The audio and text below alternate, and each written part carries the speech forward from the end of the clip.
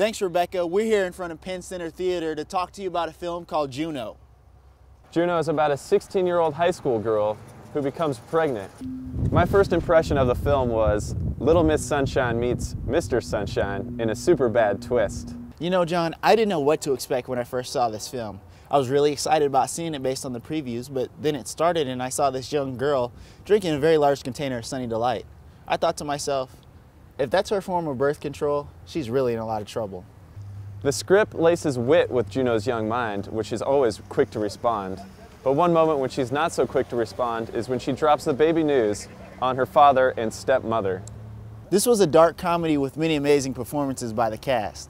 Ellen Page, who plays Juno, gave a performance unlike any I've seen from an actor this young. And the scenes with her and Jason Bateman were absolutely pure dynamite. Jennifer Garner also gives a heartfelt performance, but the actress you really need to keep your eyes on is Allison Janney. Some of you might remember her from The West Wing, and boy, are you in for a treat watching her in this film. The film sold me on a serious note, but lost me with a few silly songs within the soundtrack. All in all, the film was well balanced and touched on important issues when dealing with pregnancy.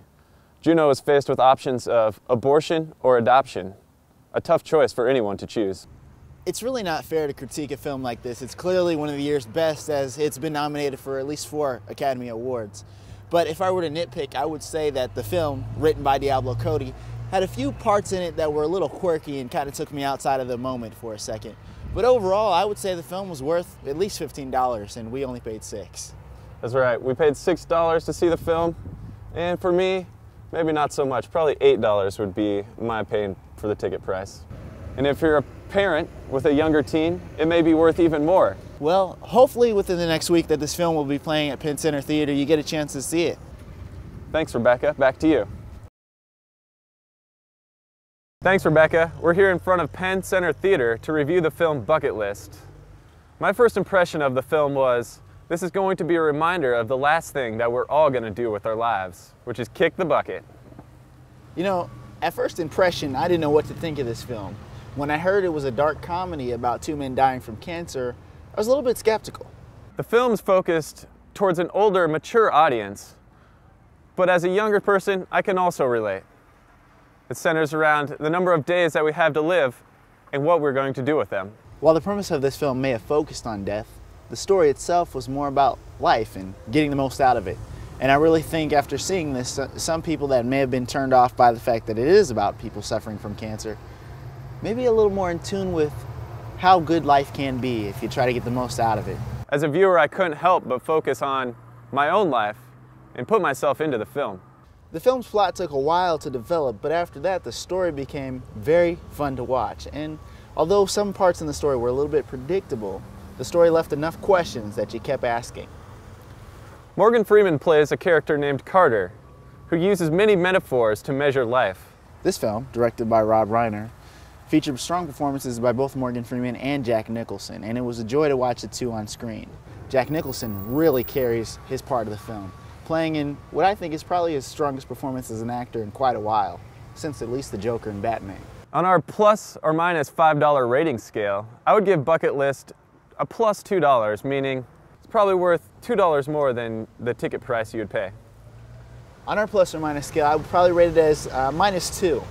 I felt this film was very entertaining, very thought-provoking, and it was heartwarming at times, but I think I might have been just as well served seeing it at home as I did at the movie theater.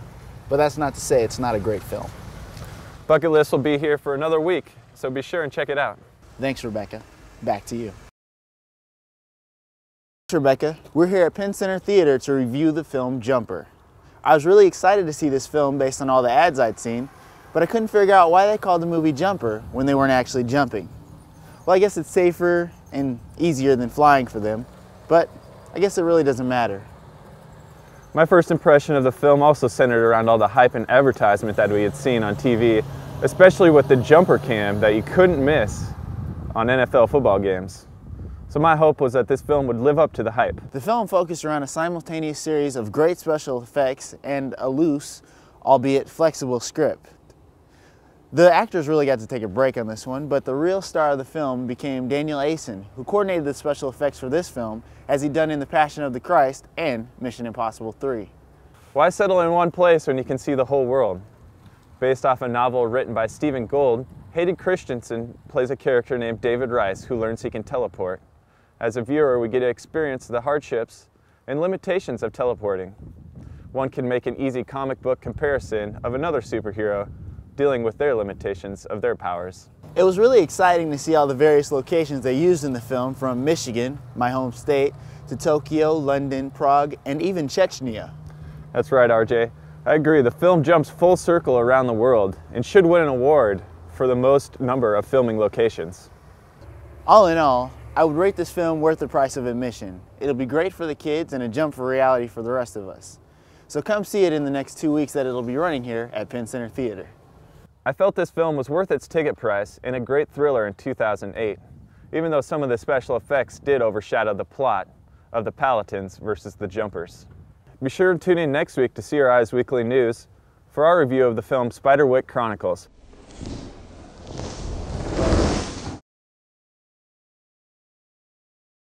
Thanks, Rebecca. My first impression of this film came even before we sat down in our seats.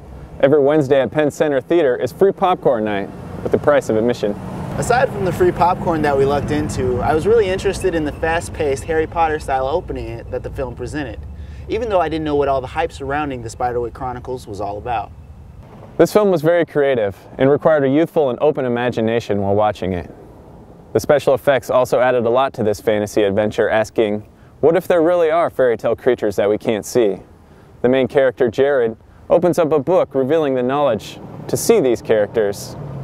But once his book has been revealed, the goblins must now track it down and use it for their own power. As one plot predictor stated best, you better run before those goblins catch you. Freddie Highmore, who plays Jared and Jared's twin brother Simon in this film, shows a terrific display of youthful acting. The film's modernistic storybook feel is one that is sure to captivate younger and older audiences alike. Spiderwick Chronicles is worth the price of admission. Rated PG, I feel kids will get the most out of this film, but parents will also appreciate the imaginary escape. I agree with John in saying that this film is a safe bet for the family, for a good night of family entertainment and enjoyment. I think kids are going to enjoy the story, and there are a few big laughs for adults as well. It'll be playing here at Penn Center Theater for the next week, so come out and see it. Also, if you're interested in being a guest critic on our show, just give us a call at 641-676-3400 for more details. Back to you, Rebecca.